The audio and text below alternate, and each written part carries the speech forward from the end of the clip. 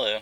I haven't made a video in a while, and I figured I'd just do this real quick because I went ahead and I asked my pharmacist to give me receipts and prices for each item.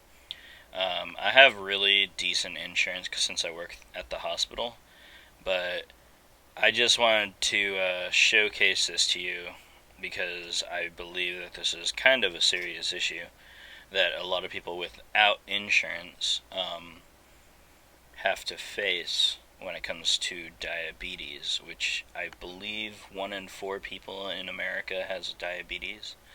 So it's quite a big issue, and not all of those people obviously have insurance. So I'm just going to go ahead and put these up one at a time, um, just so you can see. These are pen needles, and then I will show you what they look like.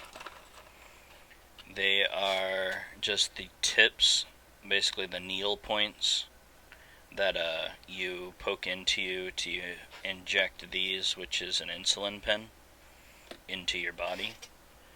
That box right there of pen needles is $57.59. And that's kind of crazy. $57 for a box of pen needles.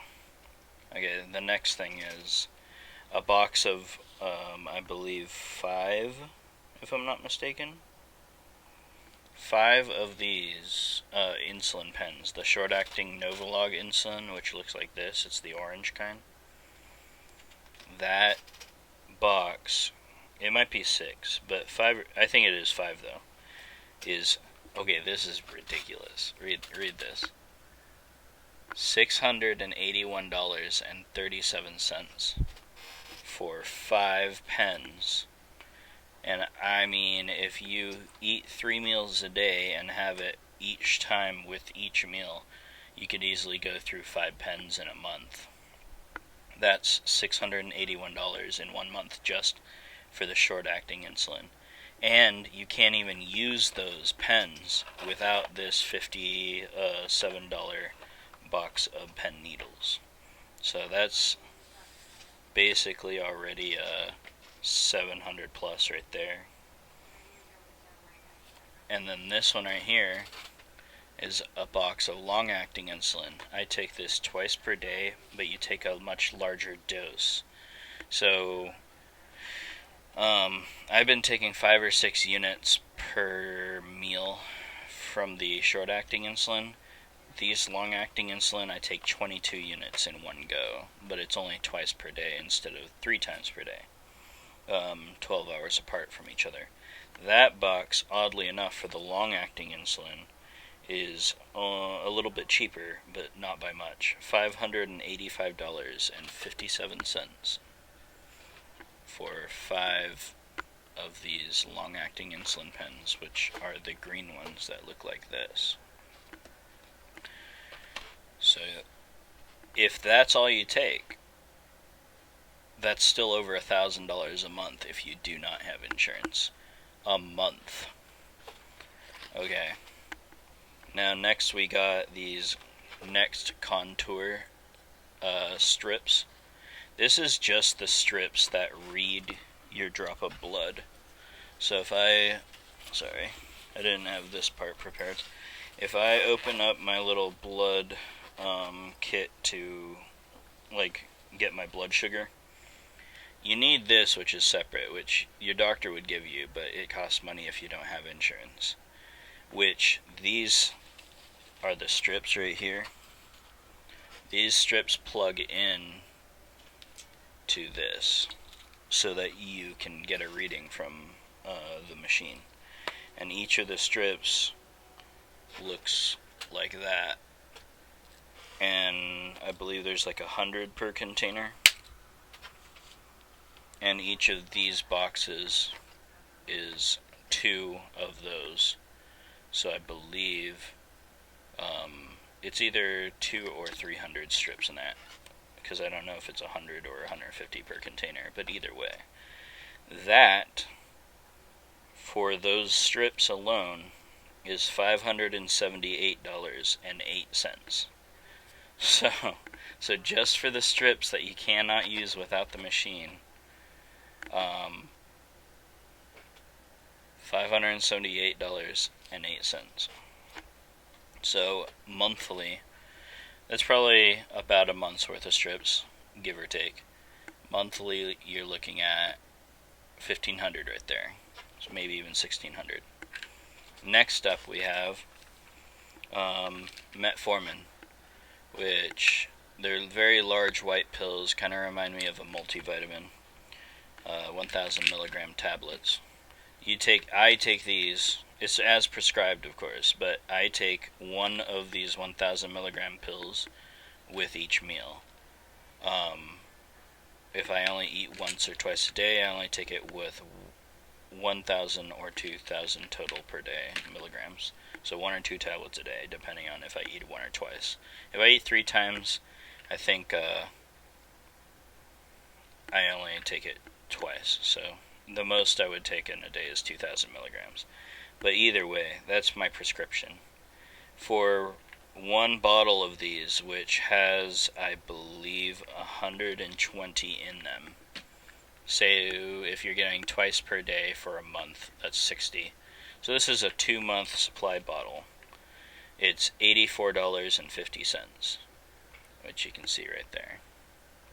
$84.50 is for 2 months, so it's really about $40 a month. $42 a month or whatever.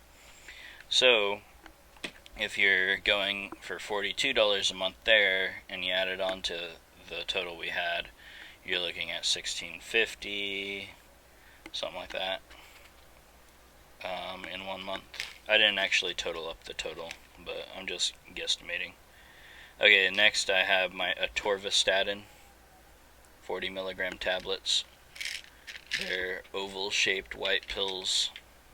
And for that bottle, which contains 30 at a once-per-day prescription, it's $90.22. This is 1 month's supply, so therefore that is an extra $90 a month, putting us at about $1,750 per month as a diabetic and this is something that they would probably prescribe most diabetic patients because, or at least ones with a decently high lipid level, because when you're a diabetic, it increases your chances of heart disease and fat affecting you more, so they give you this, which is something that helps regulate that fat level in your body, or in your blood rather. Anyway, next up we have lisinopril, which this is for my blood pressure, so if you don't have high blood pressure, this isn't something a diabetic per se would prescribe. 5 milligram tablets, which is also the smallest dosage, and I only have it once per day. There's 30 in here, so 1 month's supply of lisinopril once per day is $15.86. That's actually pretty cheap, but technically not even related to a diabetic's medication list. However, a lot of diabetic patients, especially in type 2, tend to be obese, which is partially why they are diabetic. Therefore, they probably would also have a higher blood pressure on average, but that's not 100%. Anyway, going back to the diabetic specific things, I got a box of, I don't know if you can see that, a box of Lancets, and they look like this. Oh, I didn't open that pack yet. Let me find a pack I opened. Oh, I didn't open any of those packs, but sorry. Really should have. So they look like this. It's like a little plastic piece. You twist the circular part until it comes off, and that metal piece sticking out of the plastic piece at the end is what pierces your finger. And that loads into this, which has settings 1 through 5 for depth, where you basically take this put it in here like that, and then there you go.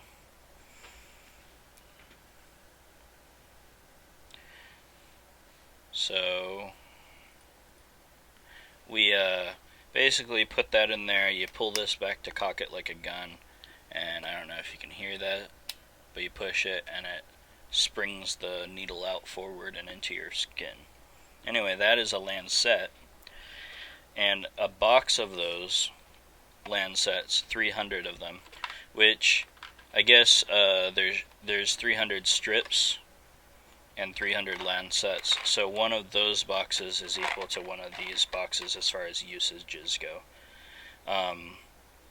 In any case, 300 of those, which is about a month's supply, give or take, is $50.50.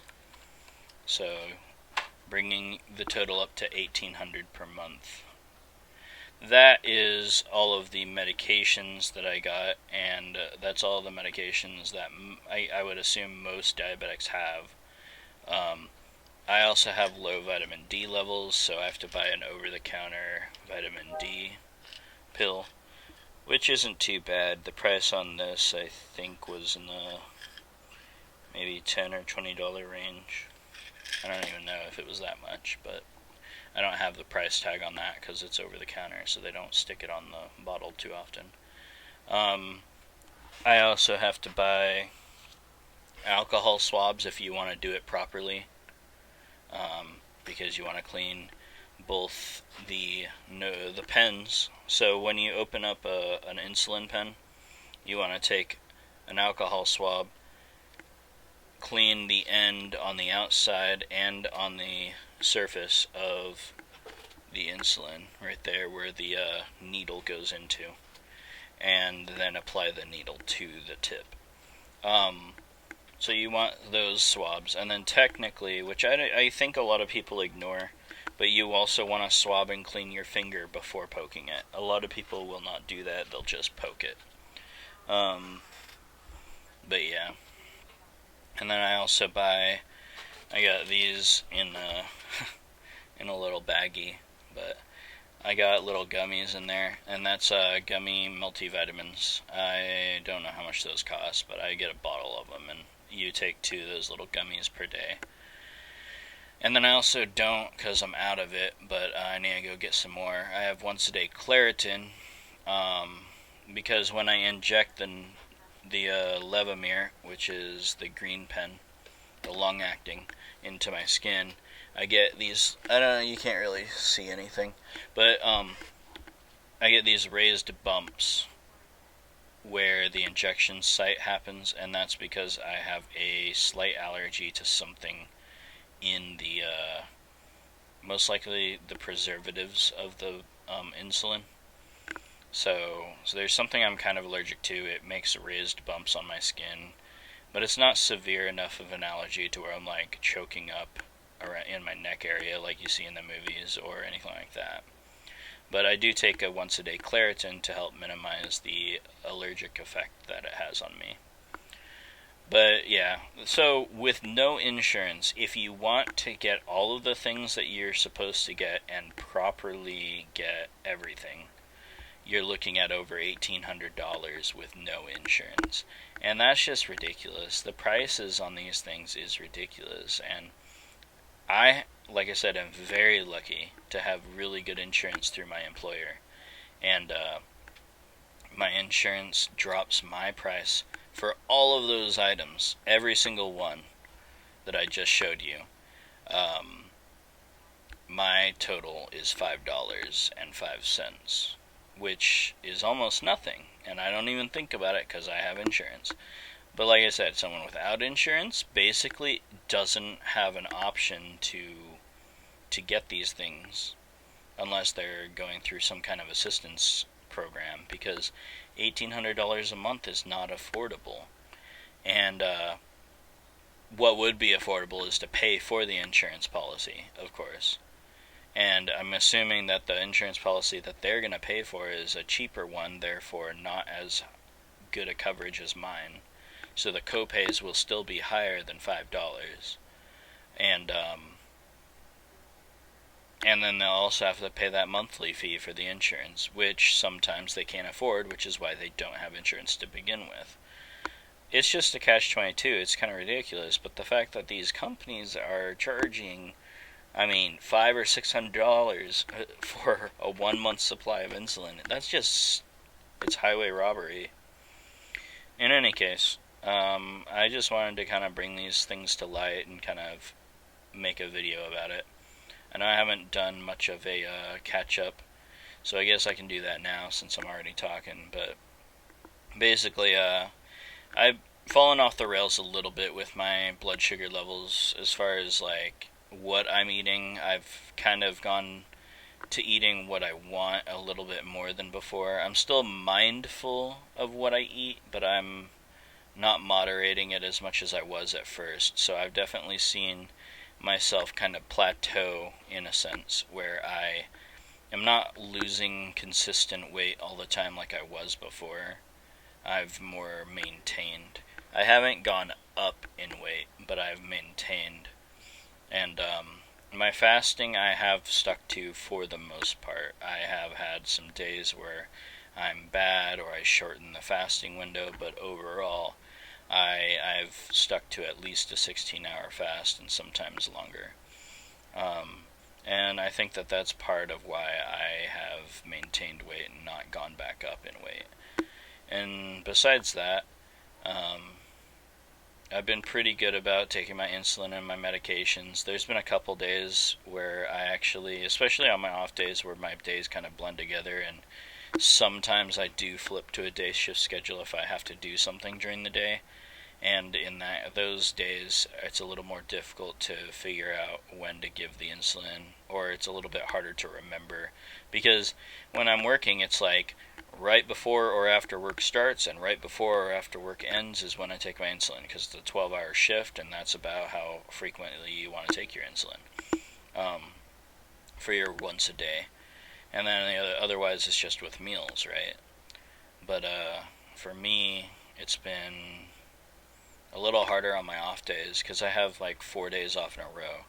Because on my off days, sometimes I'll sleep through the time that I usually would take my insulin, or I get distracted playing a game or doing something outside of the house, and I won't make it back in time to get my insulin. And I do take my backpack everywhere with me with all my diabetic stuff in it, but I don't know. It's just been a little bit harder. I've noticed a little bit more of a struggle in general. I've also kind of picked up my computer gaming habits a little bit in the sense that I've been playing a little bit more lately. I'm not full on addicted to it like I used to be, but I'm also not fully off of it and focusing on my real life quite as much as I was. So I've definitely been playing more video games lately than I used to, and that's probably not going to go away anytime soon because Classic World of Warcraft's coming out soon, and I plan on playing that pretty vigorously. I am behind on bills lately, and I haven't picked up overtime to compensate for that. And I think part of the reason I haven't picked overtime up is because I don't know. I guess it's because I've been wanting to keep my off days, keep my free time, have a little bit of relaxation time to myself. I've been wanting to not work as hard, and I guess probably because I also want to play those video games I was talking about. I don't know. It's just I've noticed that I haven't picked up overtime where I need to because I guess I had a medical bill that I forgot to pay, and it went through to collections, and now it's about $1,000 where it used to be $700. And the medical bill is garnishing my wages again. So I got 2 checks garnished so far with about 200 something from each check. So I got about 2 or 3 more checks remaining, probably 3, where they're gonna garnish me, and then I'll go back to no garnishments after that. But my $1,300 check after taxes and after like deductions from the cafeteria and medical bills, and also I signed up for putting into my 401k or 403b and all that for retirement. So after all of those deductions plus this $200 something garnishment, I've seen a $1,300 check run down to like I think it's somewhere in the neighborhood of $500 or $600 checks, which doesn't help because when I got admitted to the hospital for 4 days, that was 4 days of unpaid time to my work, or from my work, because I didn't have the PTO to cover that, and I'm actually behind on bills a little bit, so that's a little frustrating.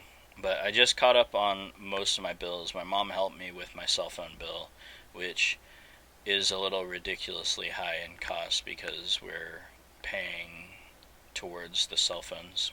We are paying the full price of the cell phones, but at a rate of $37 a month. But with 4 phones, that adds up. It's a 4-phone line. I think the bills are like $300 something a month. But some of those will be paid off in the near future, I think, and then that'll reduce the amount. Anyway, long story short is I'm behind on that and I'm behind on my car payments, but I've caught almost everything else up at least. Either way, it's another stressor on my life, and I really should be compensating for it by hitting some more overtime. I'll have to look into it. But I also think that a lot of the PCU shifts haven't been taken, or haven't been available. They're pretty much taken right away, so I either have to get right on it when it's first available, or settle for like another area of the hospital if I want to pick up some overtime.